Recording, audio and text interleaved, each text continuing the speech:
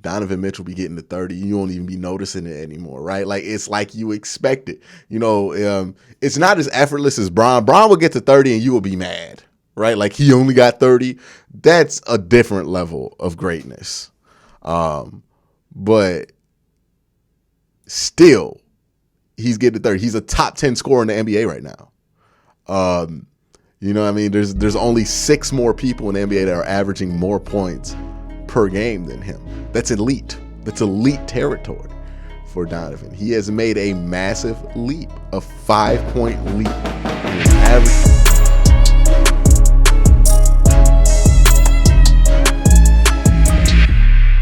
The Cavs are back. They are back. Another really good game for this team. Not a really high scoring game from Evan Mobley. I think he only had 10 points, but I thought Jarrett Allen played very, very well. Darius Garland had a slow start to this game, but he got going as the game went on. And then Donovan Mitchell, who also, I think because it's rare that Donovan doesn't make his first 2 shots, right? Like, normally Donovan doesn't miss his first shot if you pay attention to like the second quarter. Like, he always starts like 4 for 4, 5 for 5. Like, he gets to 30 so easily because the shots that he's being asked to make versus when he was in Utah are so much easier now. Like, it's just so much easier for him that it's been able to unlock another level in him. Because one of the knocks on Donovan Mitchell in Utah was that he was a bit inefficient. He was a chucker at times. But now it's so easy for Donovan to just get to his spots because they have such effective screeners, right? And one of the things you saw in the fourth quarter of this game was now Donovan's getting to a point to where he understands Darius Garland's gravity, and Darius Garland is starting to understand Donovan Mitchell's gravity, right? There was a play where Darius did a little move, and normally when Darius does that little hezzy move, it grabs the attention of the off-ball defender. It takes a while of playing with a guy to know that, hey, when this dude rears back, he's about to hit this move, and if those 2 dudes are in that position, he's about to hedge in on him. So I got to sag off and drift off into a open spot so that he has a lane to pass me this ball. That's what chemistry is in for them, right? They're figuring out these small little things that are ultimately going to be huge in the long run because they're understanding how teams want to play them. They're understanding what each other's gravity is and what their responsibility is in those moments, right? They're really working well together. In the fourth quarter, they shot incredibly well. But back to Donovan Mitchell specifically, the reason he's able to get to 30 with such ease is because now the shots are so much easier, right? The 3-pointers, he took 10 today. Donovan took 10, Darius took 9, and I believe they made 10 of 19 together. They're both going up in 3-point percentage because they're opening up open shots here, right? If you do a pick and roll, it's not just, hey, Darius is either going to shoot this 3 or Darius is going to go to the cup. Now it's like, hey, where's Donovan? How do we have to play that? When they do those double screens and Donovan likes to split the middle screen, like now you have that added threat of some shooters on the side. And all of this is getting your best players easier shots, right? And sometimes this trickles into the bigs, right? Because Jarrett Allen was just able to get easy shot after easy shot today. Just quick bucket. He went 10 of 12 today. 10 of 12, 24 points, and he had 13 rebounds.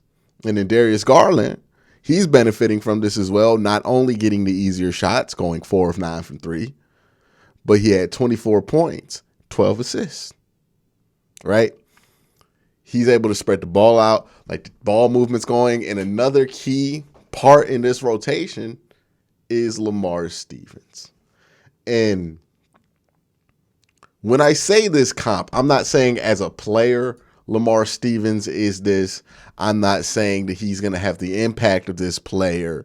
So please keep in mind that I'm saying that there are some similarities to this player because of the story and because of what they bring off the court and technically on the court, but mentally. He brings something mentally.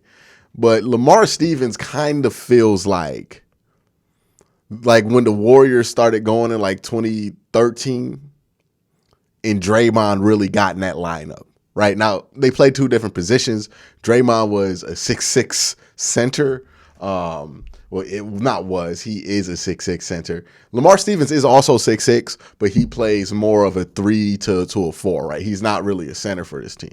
But what he brings is similar to what Draymond brung early in his career. Yes, he can occasionally make the three, but nobody really thought of Draymond as like a true three-point threat. You knew he could shoot it, and it's not like Dwight Howard shooting the three, but he had that in his bag. And as a player, they're not similar because he's not the facilitator or the mind that Draymond is. But what he brings to this lineup is kind of similar because he has a level of toughness in there, a level of length, defensive prowess, and this team doesn't struggle defensively, but on the perimeter they do sometimes. And he's able to bring some of that inside toughness to that part of the court. And he's just his energy, right? I say this to say he's one of those guys like a Bobby Portis, right? Or a very early in his career Draymond Green, where they would just come in, play those energy minutes, and that kept everybody honest. And I think that's been one of the key things. Also, I think this team really figured out their fourth quarter problems, right? They were having some fourth quarter issues, not really playing well, not executing on possessions. Every time it looked like the Trailblazers were going to sneak back into this, the Cavs responded with a run. Every time in this game, right? After the first quarter, the Trailblazers looked like they're going to make a run. Nope. Got it within 5. Let's get it back to 15. Got it within 6. Let's get it to 20. And at the end of this game, they got it within like 9, and then they pushed it back to 20. They're learning how to finish. They're learning how to play with each other in crunch time. They're learning each other's gravity. They're learning all of the chemistry stuff. When we said this would work, this is why we felt like it would work, because the transition is not a big one for these guys, and the benefit is massive. Now you're seeing Darius Garland. He's had 3 games, I think. Donovan Mitchell has had 3 games where he has not scored 30 points. He is averaging 30 points. Averaging 30 points a game. That's what he's doing, right? Last year, did he average 30? I want to see what he averaged last year. Last year, he averaged 25. The year before that, oh my God. Okay, that's his playoff average. He averaged 36 in the playoffs. But, you know what I mean? Last year, I can't get the average for last year for whatever reason. It's not showing me. But, he was a 22, 25 point per game kind of average guy last year. It jumps by 5 points this year. And I think that's going to be a jump that's not, hey, he's just playing really well right now. I think that's going to be a jump that's going to look to be permanent for him. I think that's just who he is right now, is a 30 point per game scorer. And career wise, what was his? Yeah, his career, he's a 24 point game scorer. 20 his rookie year, 23, 24, 26 in 2021, and then 25. So he was leveling out at about 25 points in Utah. That was the cap that you can get out of him for a season. He spends,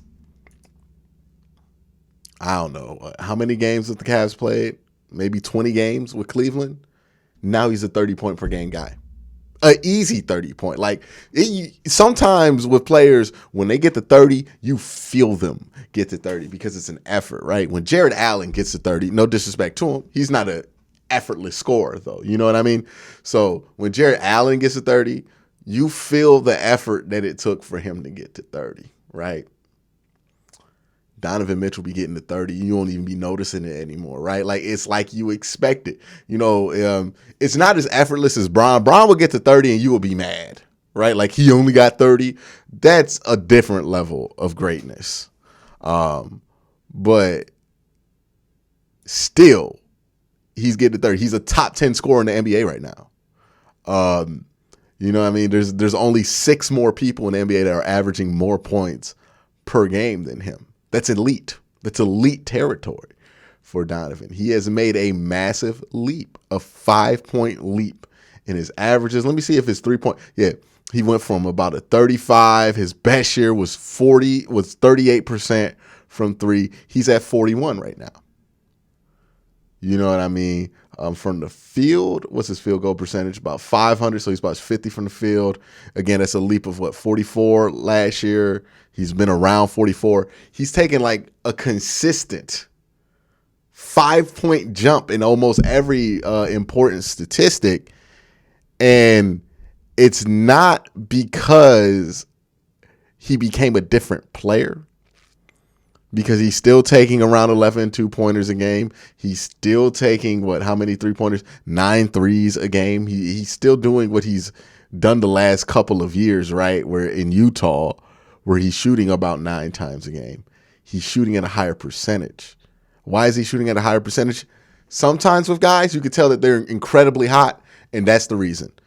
Through the first, 15 games for the Cavs, I can say, 16 games, watching all of these games, I don't think it's him being like starting the season off hot and he's going to get down to I think he's just up this high because the gravity that they create for each other in this backcourt is making each other's lives so much easier.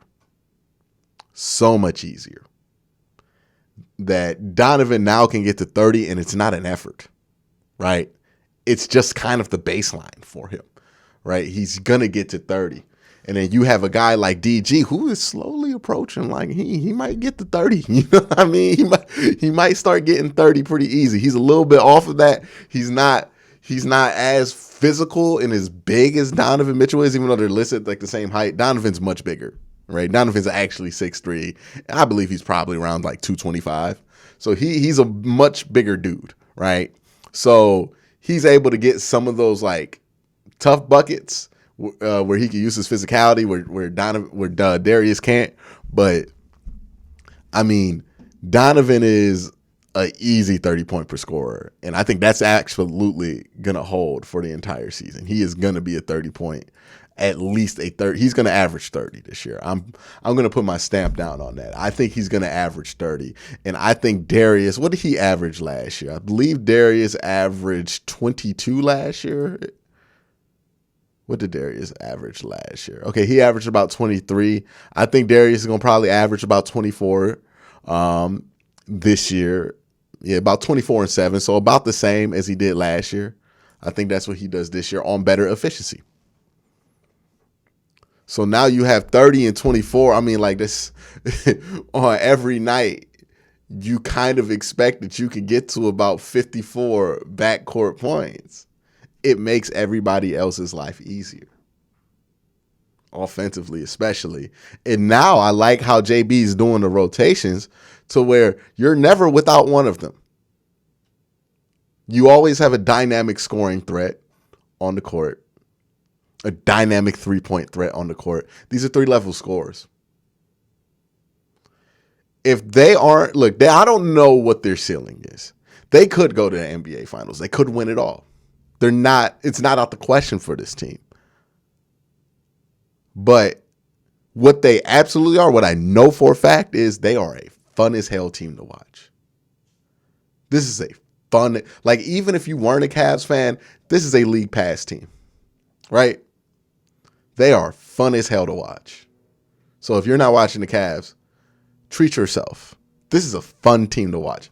Like some basketball teams are good. Like the LeBron teams weren't as fun to watch unless like Kyrie or Brown was going off, right? But day to day, they were a little bit frustrating to watch at times. because they didn't move the ball particularly well. Sometimes they got stagnant. They would hold the ball. Defensively, they were a bit frustrating at times, in the regular season especially. They weren't a super fun team to watch. This is a much funner team to watch. That 2016 Cavs team might be one of the best teams of all time. Not like the best team, but one of the best 10 teams to ever play basketball. So they're not as good as 2016 Cavs. But they don't have to be, right? Because the 2016 Warriors are not in the NBA anymore. The 2017 Warriors are not in the NBA anymore. There's nobody that's that good as those two teams in the NBA right now. But they are fun as hell. They are fun. They might be one of the funnest teams in basketball right now. And if you aren't watching them, and I understand Bally Sports sucks, but man, find a way to do it. Because this is one, some seasons you just want to get into the postseason and follow them there because they're not that fun of it. This is one where you want to get all the basketball you can get if you like basketball. And this is your team. This is the team you ride for. This is the funnest team I've watched the Cavs had in quite a while. They might not be the best team. 2016 is going to be the best team I've ever seen. I don't know if anything ever tops that. LeBron James, Kyrie Irving, Kevin Love, all three playing at relatively high level. You're not going to beat that team. That's one of the best NBA teams ever. But this Cavs team, very, very fun. Very entertaining. You got two dudes in that backcourt who can go off of 50 any night. One who gets 30 with ease. And then Evan Mobley. He don't even got to do much right now. But Evan Mobley, he's there. Incredible to watch defensively. Jareett Allen's very fun. This is a fun team. And Lamar Stevens gives you those fun minutes too. I am excited about what the future holds for this team. Now they're going to go into a tough stretch here coming out of this homestand. You know what I mean? So things might get a little bit shaky for them. They might not continue to another 8-game win streak or whatever it was, right? But they go in and they play Milwaukee at Milwaukee. They get Detroit, Toronto, Philly, and then Orlando, New York. That's their next 1, 2, 3, 4, 5, 6, 7 games. I would say out those 7, you got to get 2 of them, 3 of them at minimum. I would say 2 of them at minimum. You have a pretty good cushion. You should get 3 at the very least, and I want to get 4. I think 4 is a success. 5 is great. If you get 5 out the next 7, that's great. 4 is still a success. But yeah, man, this Cavs team, very fun to watch. Very, very, very fun team to watch. And by the way, I remember I said this, that watching the Cavs is not like watching the Browns. If you want to transfer the Cavs record into what a football schedule would be, because I know a lot of y'all are coming from the football channel, the Cavs would probably be like a 3-1 football team right now. But that's it for this episode of the Cavs Burner. Y'all have a great day. Have a good night.